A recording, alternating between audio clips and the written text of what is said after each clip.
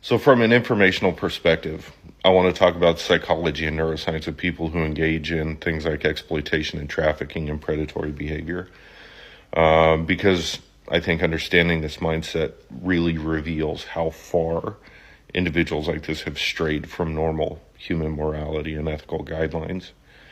Psychology shows that there isn't one specific type of person that engages in this kind of thing, but many of these offenders score highly in what's called the dark triad. And this is comprised of narcissism, Machiavellianism, and psychopathy. And when you combine these three behavioral traits into like a really fucked up Venn diagram, and you get overlap between all three of those, what you can see is human beings that stop being people, or they stop seeing other people as people.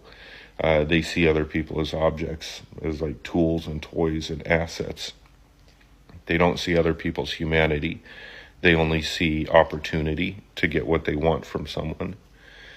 Now, the neuroscience of this says that many of these individuals who commit these acts have empathy centers or like emotional reciprocity centers in their brains that are blunted or distorted, or in some cases, they're even inverted.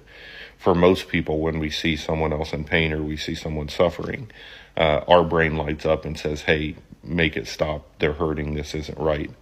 But in highly psychopathic or sadistic offenders, their brain scans actually show something very different. That these empathy centers or these emotional reciprocity centers in their brains are either muted or turned off, or they have a very abnormal response to witnessing somebody else's pain or discomfort.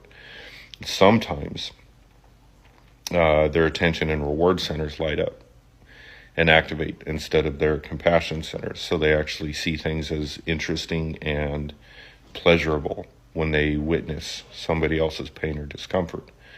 So in other words, the neuroscience says that their empathy switch is either off or wired backwards. And this is really just to kind of highlight how the psychological distance is pretty fucking great, you know, when you look at the world that they're living in compared to the world that we're living in.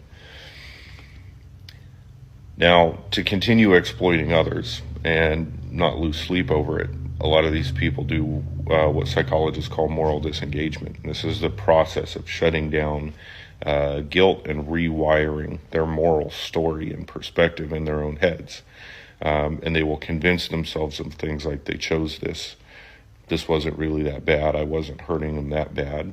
Or everyone does this. Or they knew what they were doing when they got into this. They signed up for this.